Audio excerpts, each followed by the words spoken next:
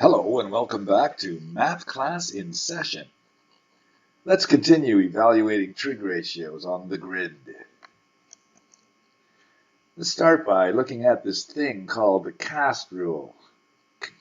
Trigonometry students for centuries have studied the cast rule. It tells us which ratios are positive in each quadrant.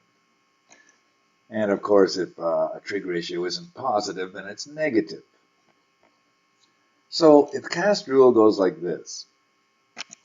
This quadrant, the cosine is positive. For this quadrant, all are positive. A for all. In this quadrant, the sine is positive. And of course, the other two are negative. And in this quadrant, the tangent is positive. And of course, the other two are negative. Notice how it spells the word C-A-S-T, the cast rule. Now, I've only focused on the primary trig ratios because you can assume that if the cosine is positive in this quadrant, so is its mutual reciprocal secant. So, of course, the secant is also positive here. The cast rule focuses on the primary trig ratios, and it tells you which ones are positive in each quadrant. Let's determine the exact trig ratios of, say, cosine 135. Okay, let's do this. First, let's put it on a grid. There it is on a grid.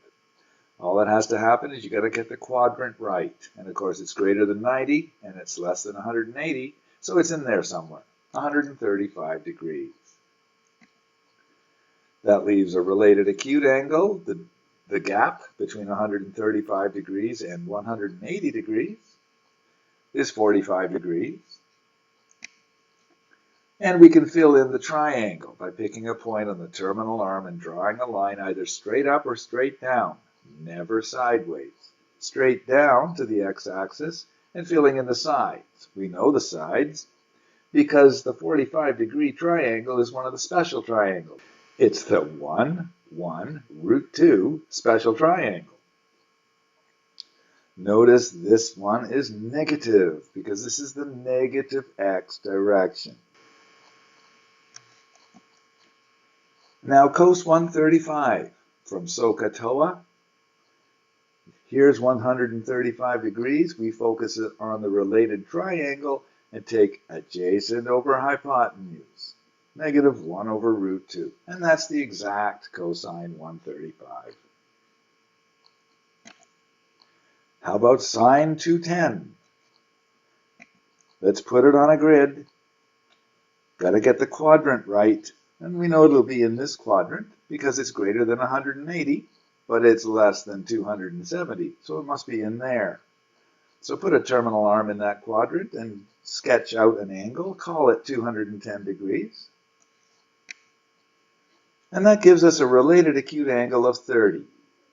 Now, a lot of people just know instinctively the number's 30, but if you want to do the math, we can go 210, subtract 180. To get the gap between 210 and 180. It's 30 degrees.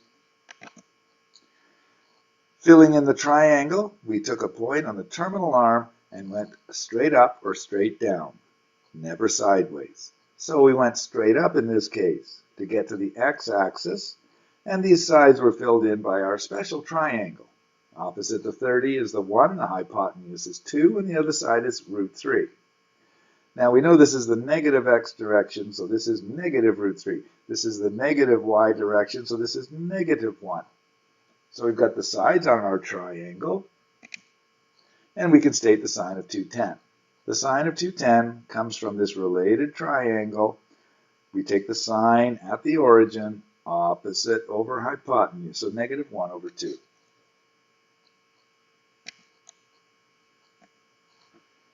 Let's go after the cotangent of negative 120 degrees. Now, the negative direction of rotation is clockwise, so it'll be around in here somewhere. Putting it on the grid, negative 120 degrees. Leaving a gap in here. If this is 120, and all the way would be 180, there's a gap. And you have to be able to get that gap. Mentally is best. It's 60 degrees. because we're just looking at the size of the angles. Don't pay attention to this minus sign anymore now that we've got the direction of rotation correct. The size of this angle is 120 degrees, and it has to combine with the 60 to make 180 degrees. Filling in the triangle, well, if there's 60 here, then there must be 30 here. And opposite the 30 is the 1. The hypotenuse is 2, and the other side is root 3. And we'll take negative 1 because it's the negative x direction, and negative root 3 because it's the negative y direction. The hypotenuse is always positive. And the cotangent, negative 120, take the cotangent from the origin. The cotangent is a tangent inverted. So if my mind is at this argument, the tangent is opposite over adjacent, but it's inverted because it's a cotangent. So it will be negative 1 over negative root 3, like this. And of course, a negative over a negative becomes this positive.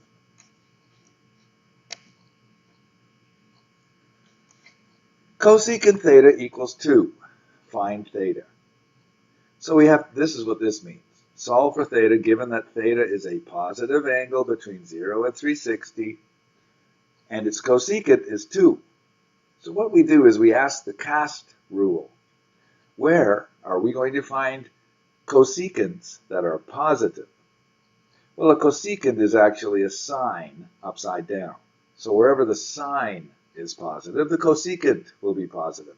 So let's consult the cast rule, and we find out that in the first and in the second quadrant, the sine is positive. So we can go to the first quadrant, and we notice that cosecant is 2 over 1. So the hypotenuse is 2, and opposite something is the 1, and we know that the something is 30 degrees. So theta 1 is 30 degrees, but there's another answer here. Just like a quadratic equation, sometimes there's two answers. So cosecants are also positive in the second quadrant. Let's draw one in there. Now cosecant, if you're using Chauchocal, hypotenuse over opposite has to be 2 over 1. Hypotenuse over opposite has to be 2 over 1. And that'll be a positive 1, and the hypotenuse is always positive. So we've drawn it. Hypotenuse over opposite is 2 over 1, and now we're looking at a triangle with an opposite something is a 1, so there must be a little 30 in there. So theta 2 will be 180 degrees, the whole 180 degrees with this bite taken out of it. So 180 minus 30 is 150 degrees.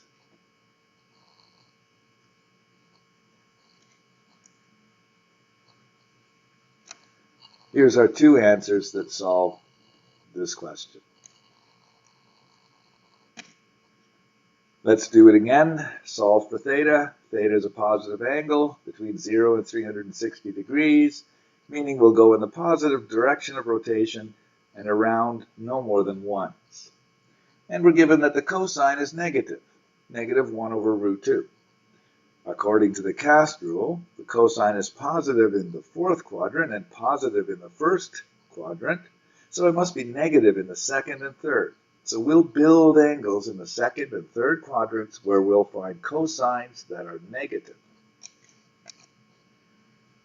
Now we know that the adjacent over hypotenuse, because this is a cosine, so the adjacent over the hypotenuse must be negative 1 over root 2, which is why there's a negative 1 here, and that's why there's a root 2 there. And we recognize the 1, 1, root 2 special triangle, which puts a 45 degrees there.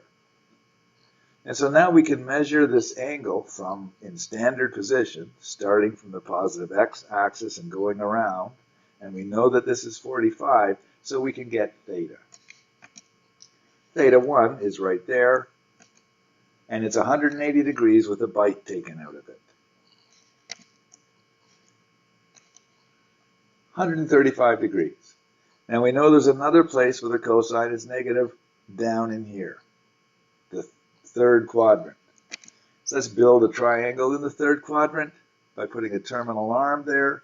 And we still know that adjacent over hypotenuse is -1 over root 2, which tells us that it must be, again, the 45-degree special triangle.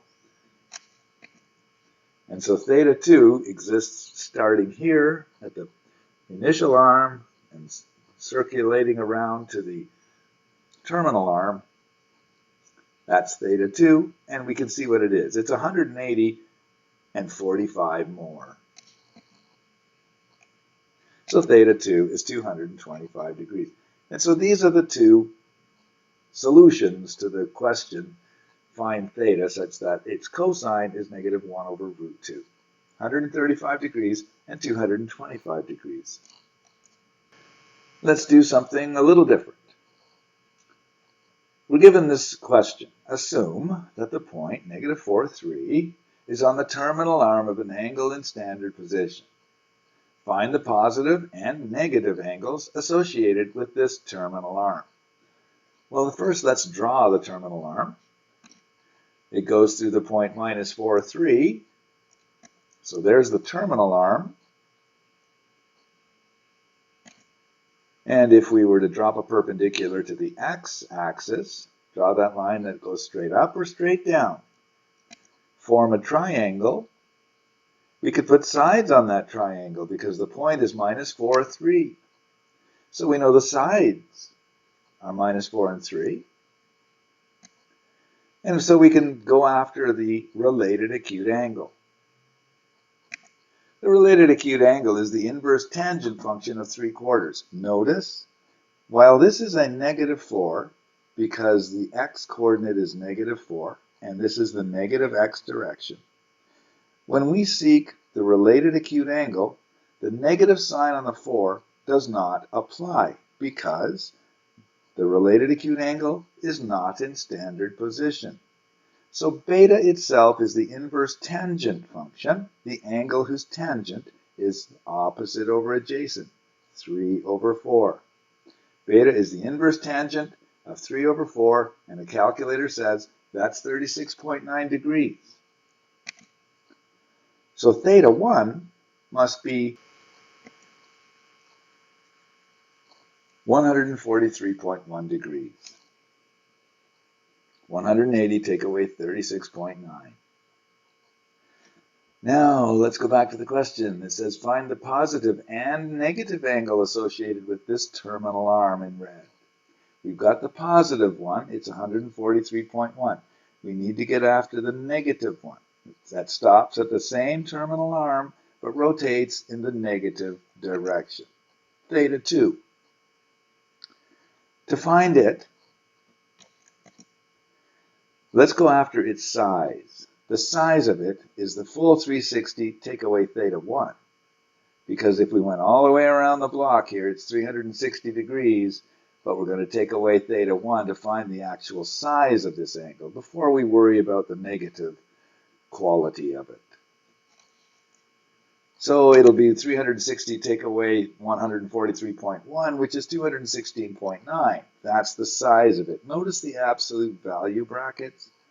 That means take the size or the magnitude of the angle itself. The magnitude, its size, is 216.9, but it's in the negative rotation direction. So theta 2 is actually negative 216.9 degrees.